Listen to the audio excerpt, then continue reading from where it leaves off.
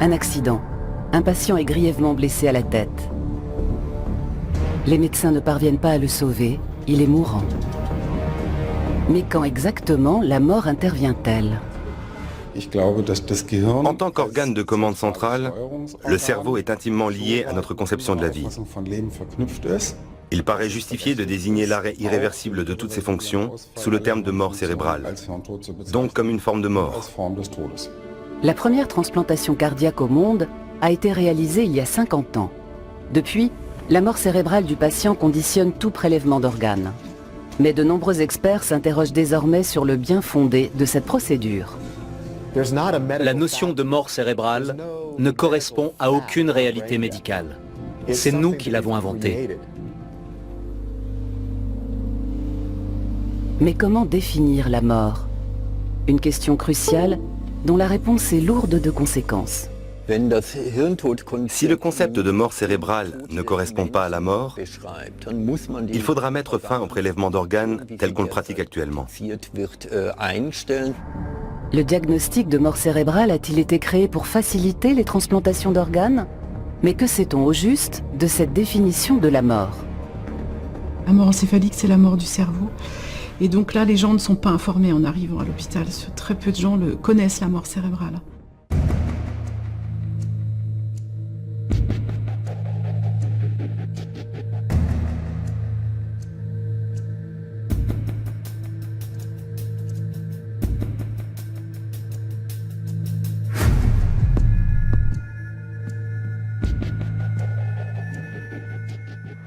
Un hôpital à Hambourg. Des dizaines de milliers de patients y sont admis chaque année, dont de nombreux accidentés. Les blessés graves sont pris en charge aux urgences pour un premier diagnostic.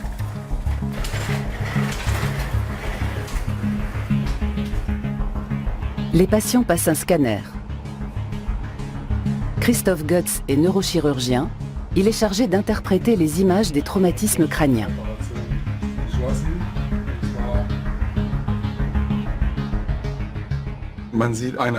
On distingue une hémorragie importante dans cet hémisphère-ci. Elle s'étend et vient s'infiltrer dans la commissure qui sépare les deux parties du cerveau. On constate une augmentation massive du volume de cet hémisphère qui déplace la ligne médiane vers le côté opposé. Le liquide céphalorachidien, qui est produit de manière autonome par le corps, s'accumule de ce même côté opposé, ce qui augmente la pression. Sans intervention, cela peut aller jusqu'à la destruction des deux hémisphères et, en dernier lieu, à la mort cérébrale. Comment aboutit-on à des lésions irréversibles du cerveau ? Christophe Goetz décrit l'évolution psychopathologique typique. La lésion cérébrale se propage selon un principe d'effet boule de neige. On a un hématome à un endroit qui va provoquer une augmentation de la pression et un œdème. Cet œdème entraîne une diminution de l'apport sanguin à d'autres aires du cerveau, ce qui provoque à nouveau une augmentation de la pression et de l'œdème. Le cerveau finit par être compressé dans la boîte crânienne et il n'est plus irrigué. À température normale, le délai avant une lésion irréversible du cerveau est habituellement de 6 minutes. Selon les directives établies par l'Ordre fédéral des médecins allemands, le diagnostic de mort cérébrale doit donner lieu à un double examen clinique effectué par des médecins qualifiés en un laps de temps inférieur à 72 heures.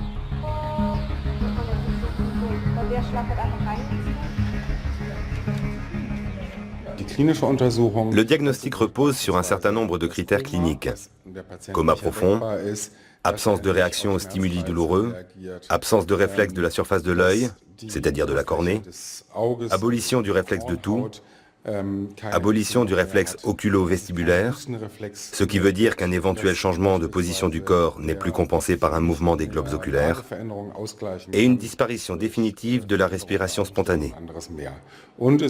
Les règles pour mesurer ce dernier point sont extrêmement précises. On procède à ce qu'on appelle une épreuve d'apnée, qui provoque une élévation du taux de CO2.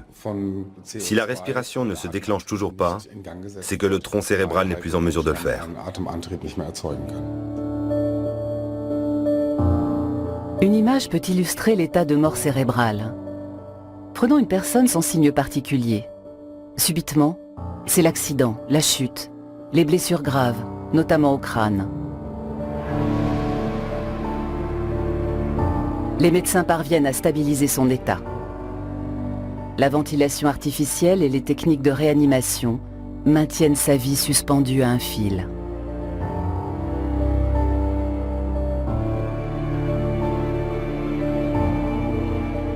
Dans le crâne de la patiente, les fonctions du cerveau s'éteignent, mais le reste du corps est quasiment intact. Des organes tels que le cœur, les poumons, les reins et le foie continuent de fonctionner. C'est cet état que les médecins désignent sous le terme de mort cérébrale.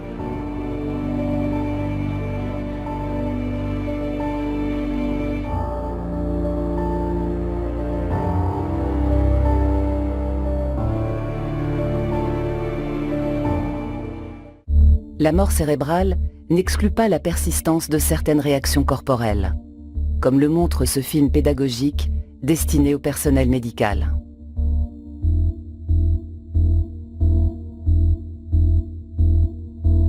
En réalité, il s'agit de réflexes, qui sont des réactions automatiques indépendantes du cerveau. Contrairement aux apparences, ces personnes sont bien officiellement mortes.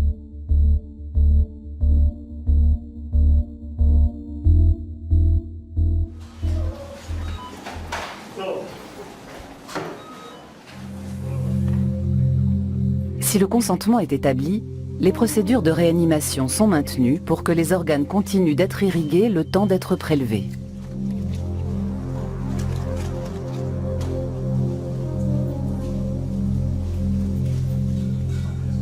Ils sont ensuite transférés auprès de patients dont les propres organes ne fonctionnent plus. En Europe, il n'est pas rare que cela se fasse d'un pays à un autre, puisque les listes d'attente pour des cœurs, des foies et des reins sont évidemment longues.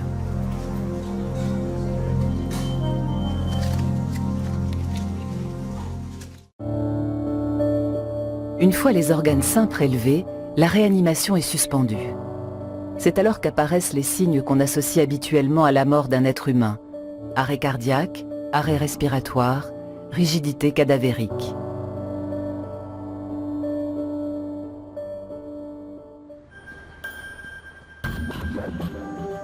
Tobias Metzger est receveur d'organes.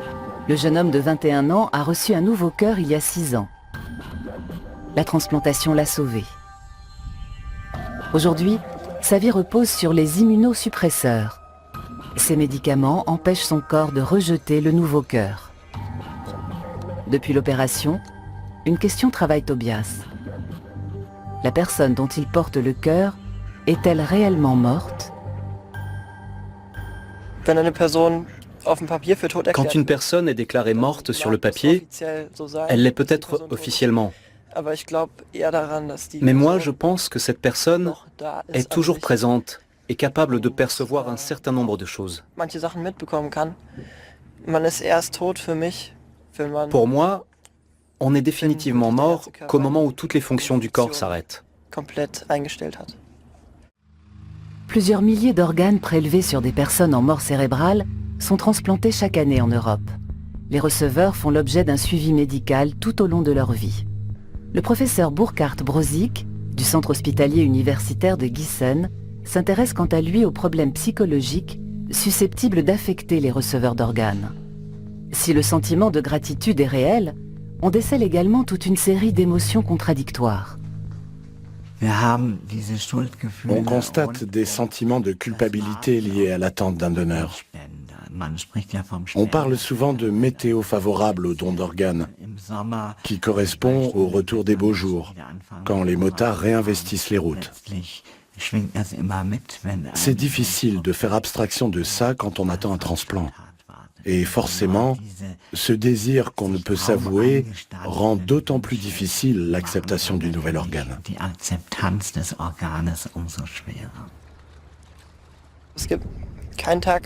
Il ne se passe pas un jour sans que je pense à la personne dont je porte le cœur.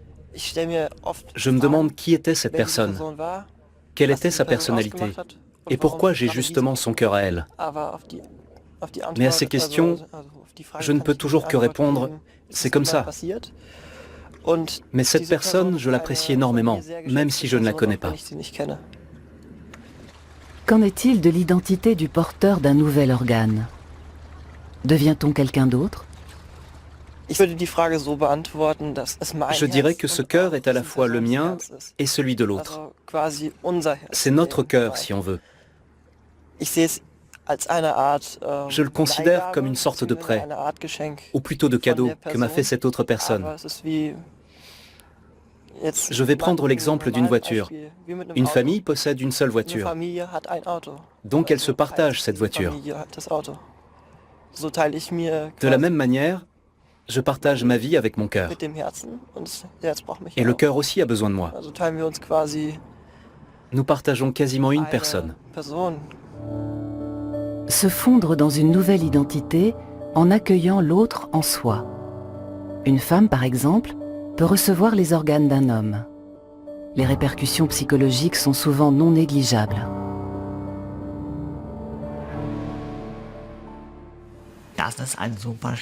C'est une source de stress énorme, qui peut être à l'origine de graves troubles psychiques.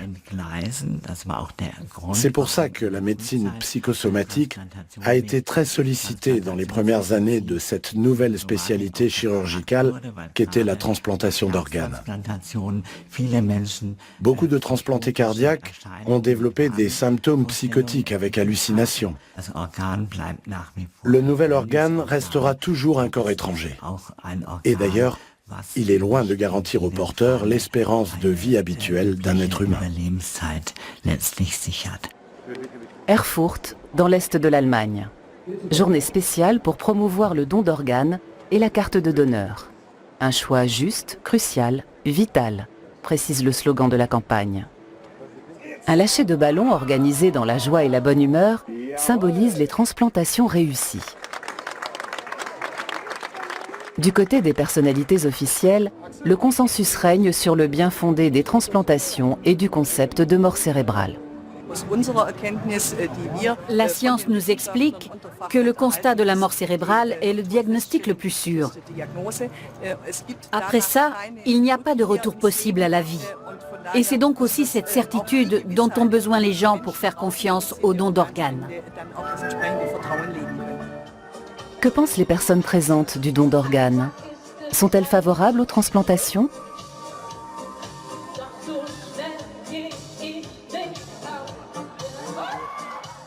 J'ai ma carte de donneuse d'organes. Pourquoi? Parce que ma maman est décédée à l'âge de 44 ans et qu'un rein lui aurait sauvé la vie. C'est merveilleux de se dire qu'on peut continuer à vivre avec les organes d'un autre être humain. Si j'avais besoin d'un organe, je serais content que quelqu'un m'en donne un. Je ne veux pas être enterré en ayant été dépecé comme une voiture à la casse. Je pense que Dieu nous commande d'être enterrés entiers. Quel est le poids des idées religieuses sur la mort quand il s'agit de se décider pour ou contre une transplantation? Une célébration écuménique est organisée pour célébrer cette journée. Des transplantés sont venus avec leur famille. Le pasteur Matthias Rein porte un regard critique sur les campagnes en faveur de la carte de donneur d'organes. Je vais être un peu provocateur en affirmant que certaines personnes ont de bonnes raisons de ne pas faire de choix. Notre société doit apprendre à supporter le fait que certains disent « Je ne peux pas prendre cette décision, pas maintenant ».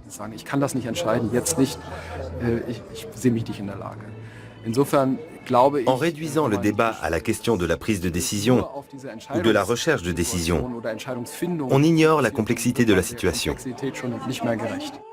Depuis plusieurs décennies, les églises se prononcent officiellement pour le don d'organes en tant qu'acte de charité envers son prochain. Mais parmi les croyants, des voix discordantes s'élèvent. L'Église constate que dans le débat public, on met en avant les grands succès des dons d'organes, tandis qu'on reste très discret sur les ambiguïtés et les parts d'ombre de cette procédure. Certaines situations rendent extrêmement complexe la prise de décision. Certaines transplantations sont des échecs, par exemple quand les receveurs rejettent l'organe qui leur a été transplanté. Toutes ces réalités sont à prendre en compte quand on réfléchit à la question du don d'organes.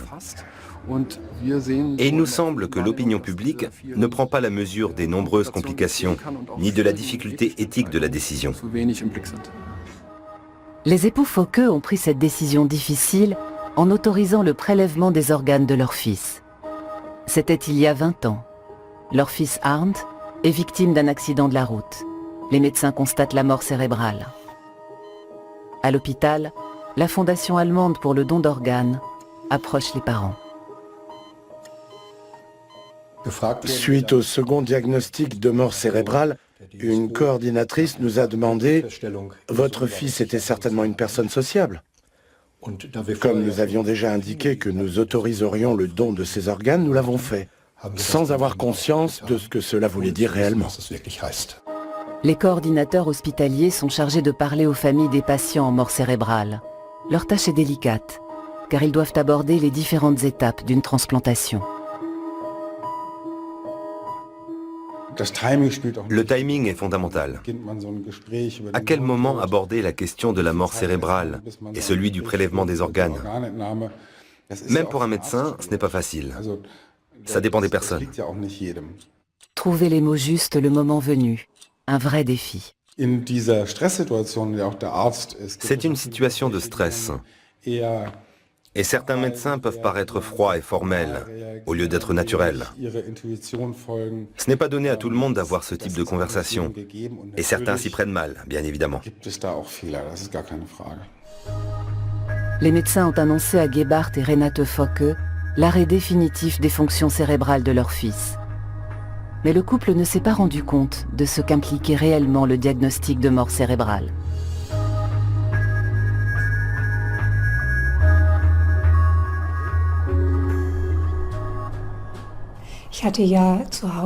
J'ai assisté au décès de mon grand-père.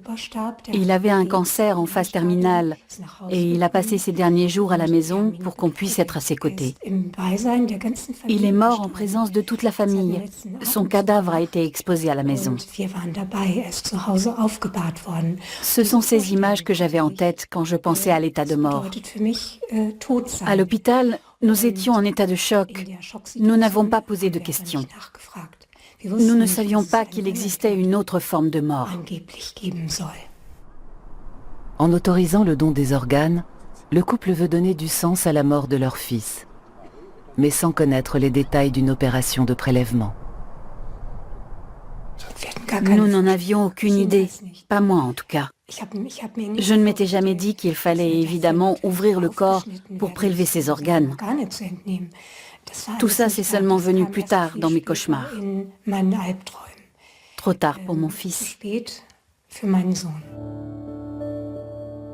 Une foule de questions se bouscule. Qu'est-ce qu'une mort digne et qui en décide? Mort cardiaque ou mort cérébrale? À quel moment la vie s'éteint-elle et comment nos organes continuent-ils à vivre dans le corps d'une autre personne?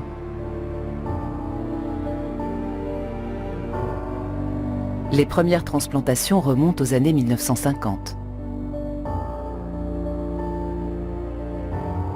Et d'ailleurs, depuis quand ces questions liées aux transplantations se posent-elles? Afrique du Sud, en 1967. L'hôpital Rotescure, au Cap, est le théâtre d'une sensation médicale. La première transplantation cardiaque de l'histoire. Au cours d'une intervention de 5 heures, Louis Wachanski reçoit le cœur d'une femme de 25 ans. Denise Darval a subi de graves traumatismes crâniens après un accident de la route. Ses fonctions corporelles ont pu être maintenues grâce à la ventilation artificielle et tout l'appareillage de réanimation de la médecine moderne.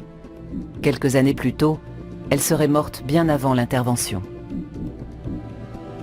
Pour éviter les accusations de meurtre, le professeur Christian Barnard injecte du chlorure de potassium pour provoquer l'arrêt du cœur avant de le prélever.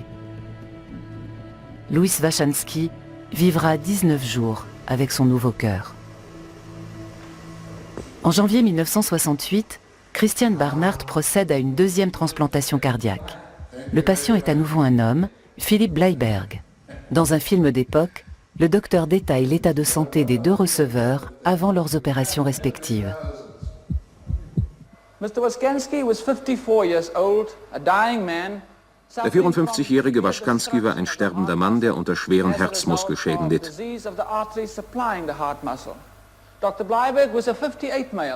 Beim 58-jährigen Dr. Bleiberg war die Diagnose ähnlich. Auch er war ein sterbender Mann. In dieser Hinsicht glichen sich die beiden Kranken. Le geste pionnier du docteur Barnard est célébré à travers le monde. Il devient une célébrité. Certains médecins, pourtant, ne se joignent pas au concert de louanges. Le professeur Werner Forssmann, spécialiste du cœur et prix Nobel de médecine, refuse ce nouveau traitement pour des raisons éthiques. Stellen Sie sich doch vor, welch eine makabre Szene. In einem Operationssaal wird der Herzkranke operiert, der wird vorbereitet für die Transplantation und im anderen Operationssaal steht eine genauso starke Ärztemannschaft bereit, umsteht einen Sterbenden, nicht um ihm zu helfen, sondern um ihn möglichst schnell ausschlachten zu können. Ich glaube, das ist so grässlich, dass man sich davon abwenden muss. Mais la très grande majorité des médecins de la planète n'en fait rien, bien au contraire. Les transplantations se multiplient jusqu'à devenir relativement courantes. En 1968, une commission d'experts de la prestigieuse université d'Harvard procède à un changement de nom. L'ancien coma irréversible devient la mort cérébrale. Un nouveau critère de décès vient d'être créé. Il est reconnu en Europe dans la foulée.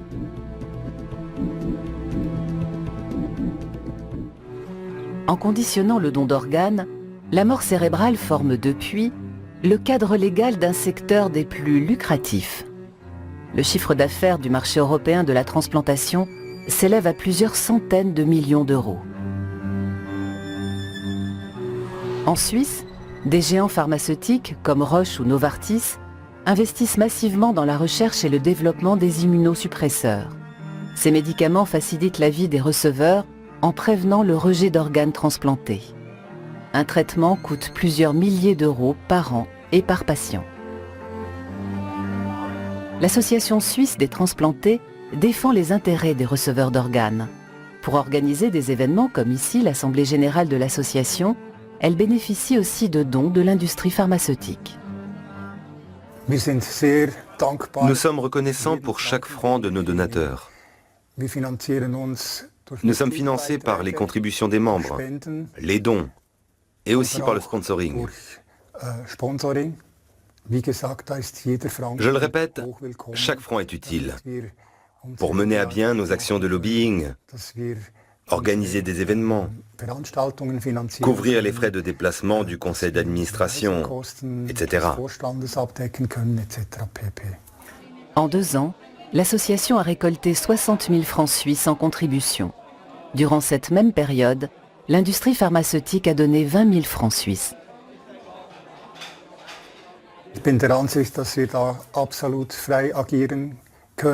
Je pense que nous gardons une totale liberté d'action.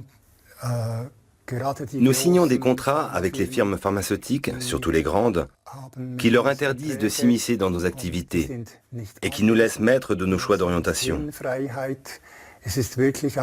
Elles nous donnent une somme sans aucune contrepartie. David Klemperer est professeur à Ratisbonne, spécialiste de médecine sociale. Il étudie les imbrications entre médecine et société. Les attentions prodiguées par les entreprises pharmaceutiques ont pour but de s'assurer un a priori favorable sur leurs produits de la part des associations de patients. Un médicament qui vient tout juste d'être autorisé n'apporte pas encore toutes les garanties d'efficacité et de sécurité.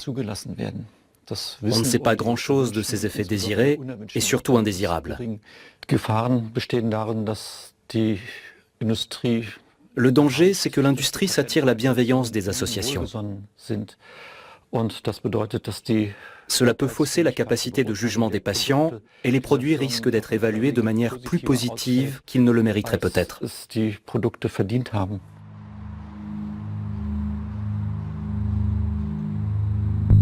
Novartis prodigue ses dons à des groupes d'entraide de transplantés du monde entier.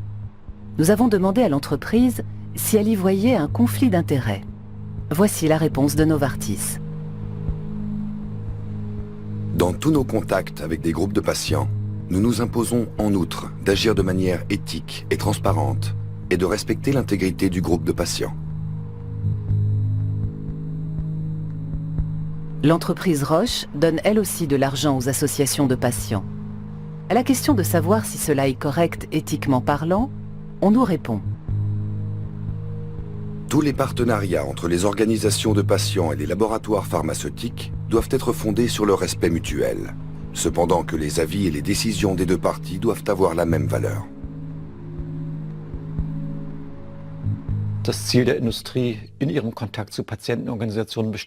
En cultivant les contacts avec les associations de patients, les entreprises pharmaceutiques cherchent in fine à faire fructifier leur chiffre d'affaires. J'en veux pour preuve les types d'associations qu'elles soutiennent. Elles privilégient presque exclusivement des associations qui se consacrent à des maladies dont le traitement passe par les médicaments.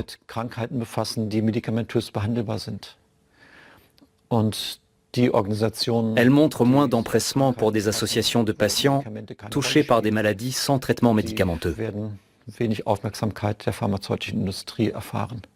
Cette pratique commerciale peut être très discutable sur le plan éthique, mais sa critique ne répond pas non plus à la question de fond. Quelle position adopter vis-à-vis de la mort cérébrale et des transplantations? La prolongation de la vie grâce au don d'organes est-elle un cadeau de la médecine? À moins qu'une obsession pour le progrès ne soit sur le point de transformer l'humain en simple objet.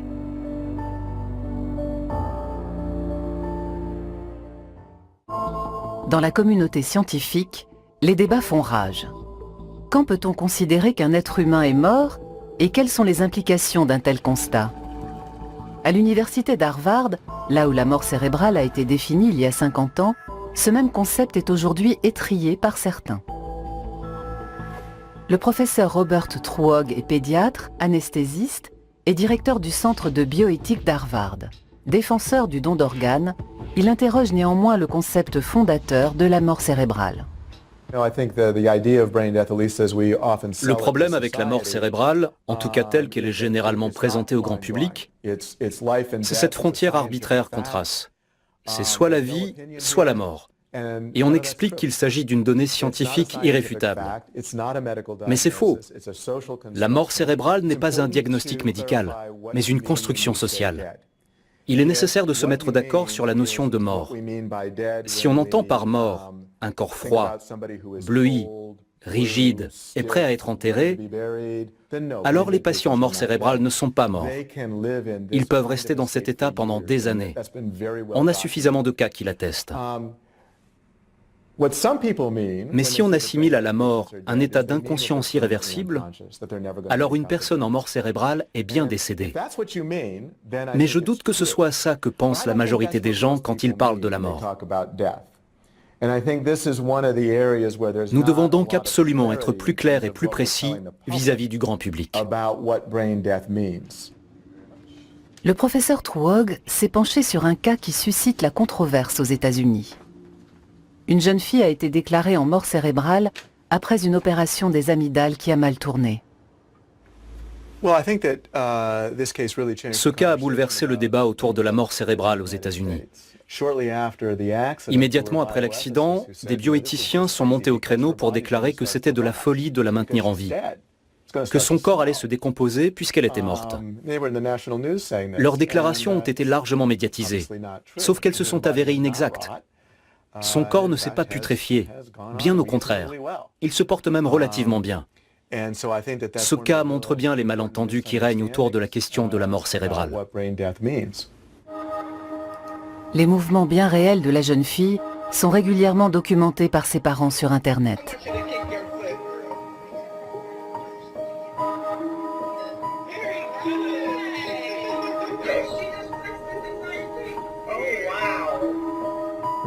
Je comprends pourquoi c'est captivant.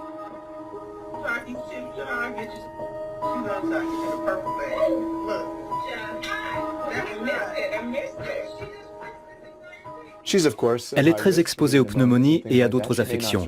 Son espérance de vie est peut-être limitée, mais l'arrêt des fonctions cérébrales n'a manifestement pas affecté sa capacité de survie en tant qu'être humain, alors que son certificat de décès a été établi il y a 2 ans et demi. Une morte qui continue de vivre. Comment est-ce possible? Il existe des cas de femmes enceintes dans un état similaire qui ont accouché de bébés sains. Comment définir cet état où l'on n'est plus en vie? Ou peut-être aussi. Quelles conséquences faut-il en tirer?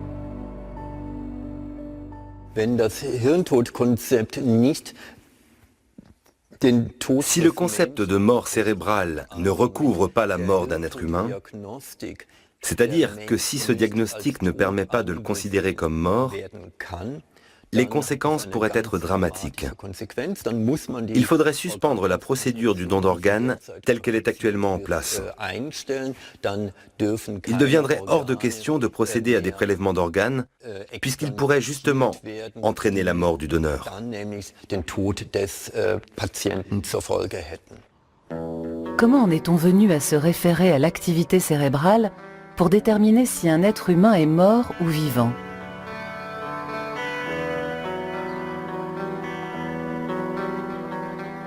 Andreas Brenner est professeur de philosophie à Bâle. Ses recherches portent sur l'image du corps de l'Antiquité à nos jours. Au XVIIe siècle, René Descartes a définitivement formulé le dualisme, déjà imaginé par Platon, qui sépare le monde en substances matérielles et immatérielles. Et pour Descartes, l'énergie vitale appartient uniquement à l'immatériel, c'est-à-dire à l'âme. Le corps en tant que tel devient second. On peut immédiatement faire le parallèle avec la médecine moderne, et tout particulièrement avec la démarche de la transplantation. L'idée que l'esprit est tout et le corps rien est poussée à son comble. Nous pouvons ainsi reconstruire le corps de l'un avec des parties du corps de l'autre.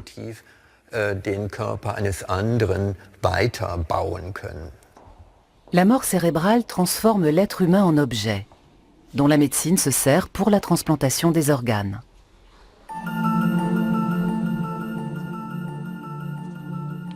Salle de dissection historique du Centre hospitalier universitaire de Hambourg. L'historienne de la médecine, Anna Berkman, a étudié les répercussions de la pratique du diagnostic de mort cérébrale sur les médecins, sur les infirmiers et sur les aides-soignants.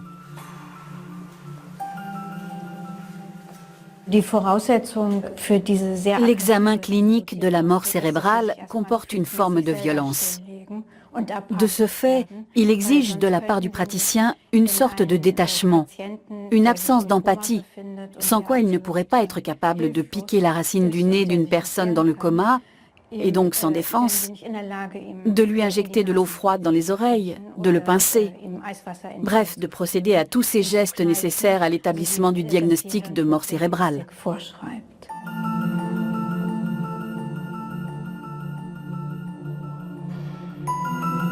Des études récentes révèlent que les médecins et les infirmiers des hôpitaux qui abritent des unités de transplantation se montrent plus réticents au don d'organes.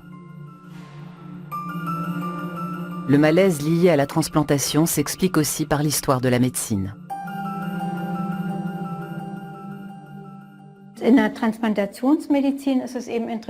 Comme pour l'anatomie, l'histoire de la greffe et de la transplantation est lié au corps des condamnés à mort. Il était plus simple de se procurer les organes et de pratiquer une approche expérimentale par ce biais-là. Dans les années 1950, par exemple, le néphrologue français René Kuss prélevait des reins sur des personnes guillotinées.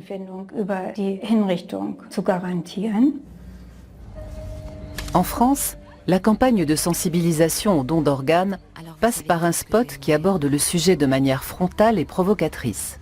Le message: on peut donner du sens à une mort a priori absurde grâce au don d'organes. J'aurais plus de couteaux dans le corps que dans un tiroir de cuisine. Sauf que tout comme vous, je suis donneuse d'organes présumés et que je sauverai peut-être la vie de quelqu'un. Tout le monde est donneur d'organes présumés. C'est la loi.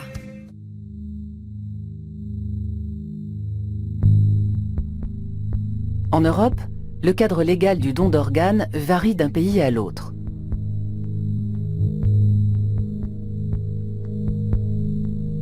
L'Allemagne ou la Suisse appliquent la règle dite du consentement explicite. Aucun organe ne peut être prélevé si le patient ou sa famille n'y a explicitement consenti. En France, au contraire, chaque être humain est présumé donneur d'organes, à moins de l'avoir explicitement refusé.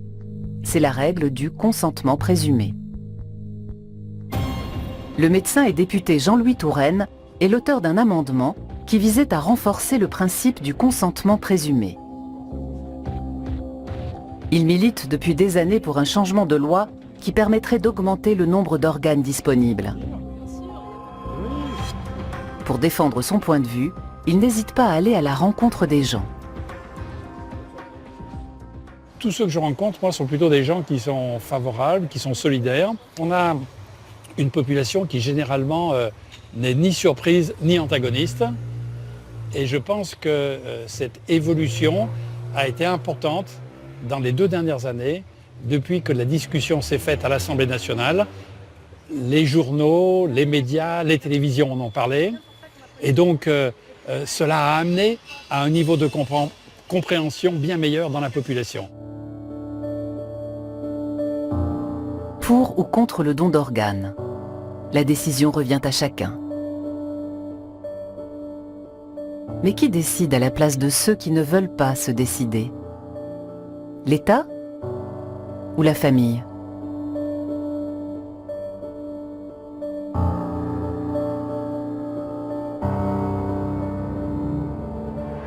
Dans le passé, quand on demandait aux familles si la personne était d'accord et que la famille n'en savait rien, on provoquait des perturbations dans certaines familles, puisque les différents membres de la famille avaient des points de vue différents. C'est pourquoi il faut le faire d'une façon professionnelle, bien organisée, bien rodée, avec des gens qui ont eu toute une formation à cela, et ceci a été élaboré avec les professionnels.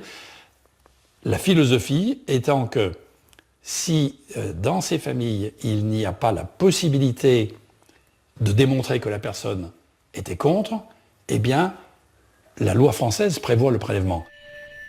Professionnaliser le don d'organes, limiter le droit de regard des proches.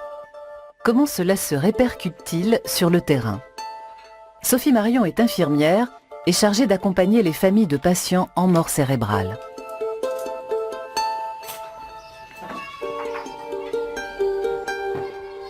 Moi, je suis infirmière coordinatrice depuis l'an 2000, depuis 17 ans, et je dis toujours en formation, ça fait quasiment 17 ans que je n'ai pas parlé à un patient, parce que je m'occupe que des patients qui sont en état de mort cérébrale, qui sont décédés. Par contre, j'ai une relation très étroite avec leurs proches, avec ses proches, parce que on est là pour eux. Quand on est d'astreinte, on est appelé pour un seul patient et ses proches.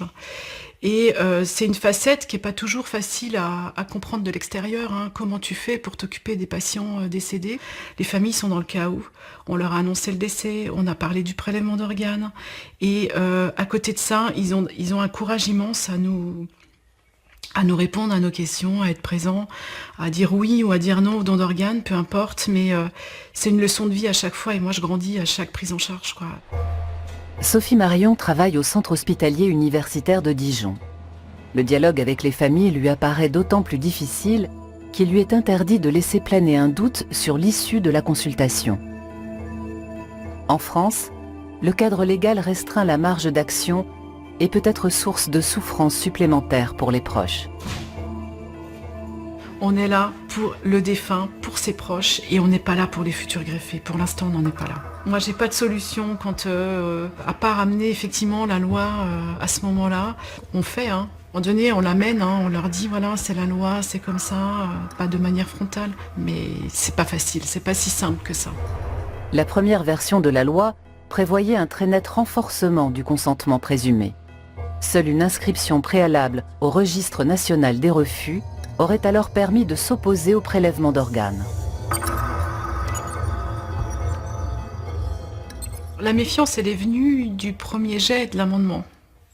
La méfiance, elle est venue là parce que la première idée, c'était de mettre le registre national des refus comme moyen exclusif et non pas principal. C'est pas la même chose. Donc exclusif, ça veut dire quoi? Ça veut dire que tous les gens qui ne sont pas inscrits sur ce registre national des refus seront prélevés. D'accord? Donc ça, c'était le premier jet. Après, il y a eu des discussions avec les professionnels de santé, les associations d'usagers, le ministère, l'agence de biomédecine, et finalement, ils sont revenus sur le fait qu'il y avait 3 moyens de s'opposer au don d'organes, le registre, la parole et l'écrit.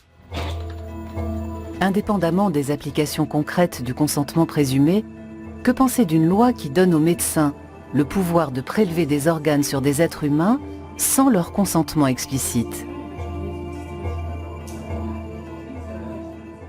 Le consentement présumé est à rejeter sous toutes ses formes. Si on va au bout de cette logique, qui veut que le non ne puisse s'exprimer qu'à travers un refus explicite, on ouvre la porte à toutes les dérives. Qu'est-ce qui empêcherait de l'appliquer à d'autres domaines?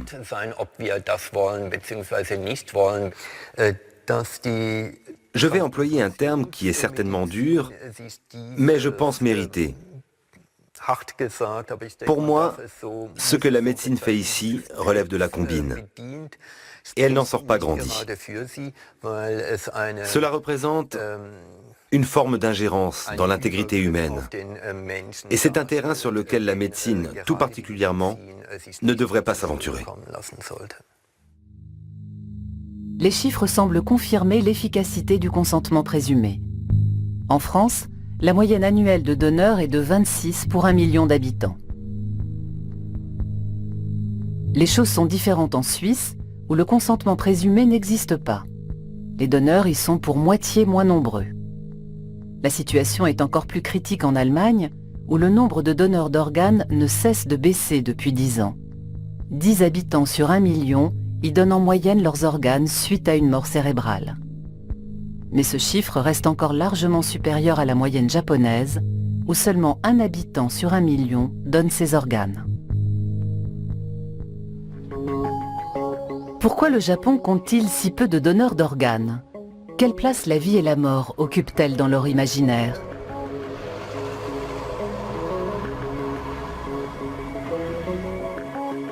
À l'université de Musashino, aux abords de Tokyo, de futurs infirmiers suivent les cours du professeur d'éthique Yoshihiko Komatsu.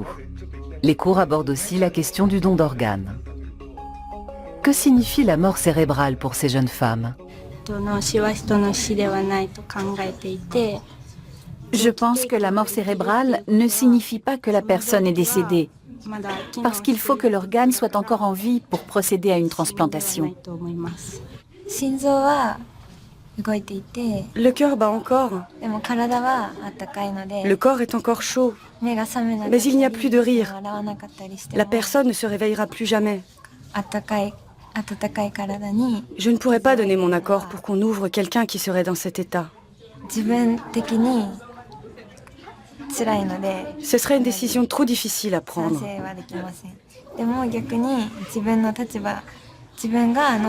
En revanche, j'accepterais qu'on prélève mes organes si j'étais moi-même en mort cérébrale. Au Japon, les questions d'éthique médicale sont indissociables du rôle et de la place de la famille. Selon Yoshihiko Komatsu, son poids ne doit pas être sous-estimé.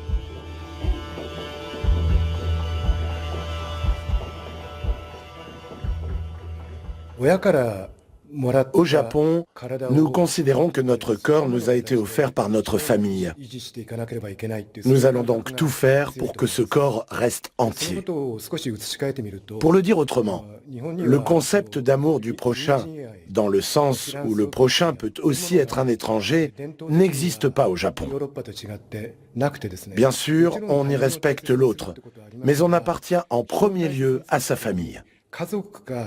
Nous, Japonais, distinguons très nettement la famille, les parents d'un côté, et le reste des gens de l'autre. L'idée chrétienne que chaque être sur Terre est un enfant de Dieu nous est étrangère.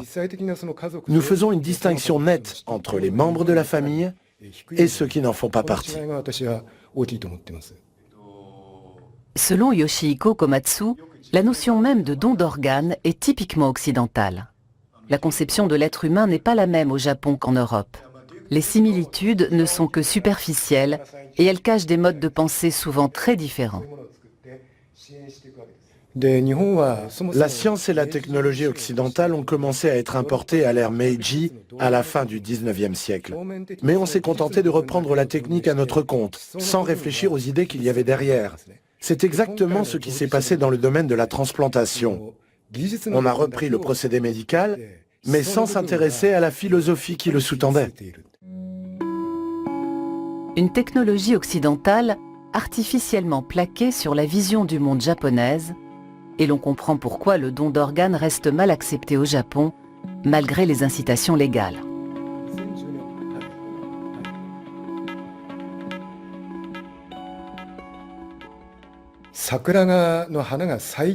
La floraison du cerisier permet d'illustrer comment les Japonais voient la mort.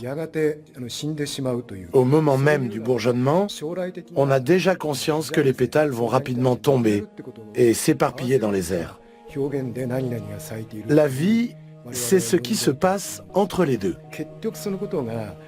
Elle n'a pas de point de départ, ni de fin déterminée. C'est pour ça que les Japonais ont du mal à se projeter émotionnellement dans un concept comme celui de la mort cérébrale. Quel est le rôle de la religion dans le scepticisme vis-à-vis du don d'organes? Le temple Honganji, près d'Osaka, est un lieu sacré bouddhiste, un lieu de pureté et de prière.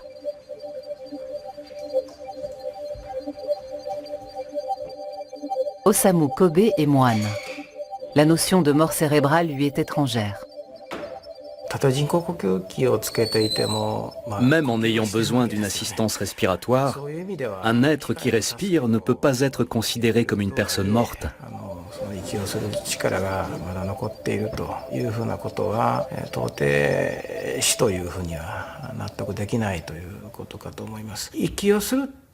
Respirer, c'est accueillir en soi quelque chose d'extérieur, avant de les mettre à nouveau dans son environnement. Ce n'est pas simplement un lien symbolique avec notre monde. Cela montre comment nous vivons. Osamu Kobe rend régulièrement visite aux familles de personnes décédées. Il est leur guide spirituel.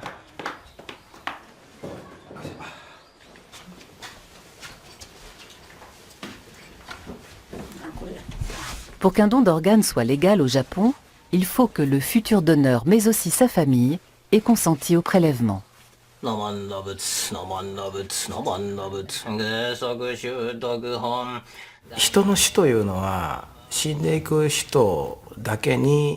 Quand une personne meurt, ce n'est pas seulement son corps qui meurt. Car pour nous, la mort contient une très forte dimension sociale.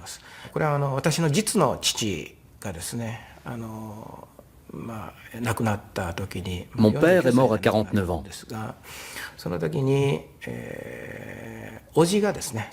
Son frère, c'est-à-dire mon oncle, est arrivé sur place à un moment où le médecin avait déjà rempli le certificat de décès. Quand mon oncle a touché la jambe encore chaude de mon père, il a dit « Heureusement que je suis arrivé à temps pour l'accompagner dans la mort ». Au Japon, le rapport à la mort est une affaire de famille. la défiance envers le don d'organes trouve ses origines dans la tradition.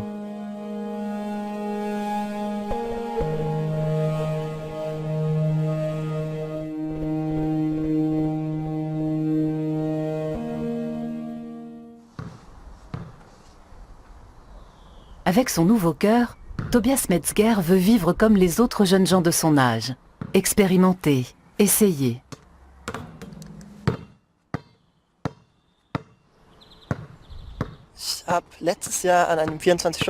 L'année dernière, j'ai participé à une course de 24 heures. Je suis allé au-delà des capacités de mon corps et j'ai fini par m'effondrer. Mais il fallait que je teste mes limites pour savoir jusqu'où je pouvais aller. Il m'est aussi arrivé de faire des virées avec les copains pendant toute une nuit, pour voir combien de temps je pouvais rester debout et combien d'alcool je pouvais supporter. Pour connaître ses limites, il faut les avoir dépassées. Le nouveau cœur de Tobias ne lui offre rien de moins que la vie. Et en même temps, il l'écourte. L'espérance de vie du jeune homme est nettement inférieure à celle des autres gens de son âge. Je pense souvent au jour où ça arrivera. Mais je n'ai pas envie d'avoir ce genre d'idée. Je préférerais pouvoir me dire que ça m'est égal. Mais quand ça arrivera, je ne veux pas être seul. Et l'essentiel, c'est que cette perspective ne gâche pas le reste de ma vie. C'est ça que je recherche. Mais j'y pense évidemment tout le temps. Il n'y a rien à faire. Les angoisses, les souvenirs, l'idée de la mort sont constamment là.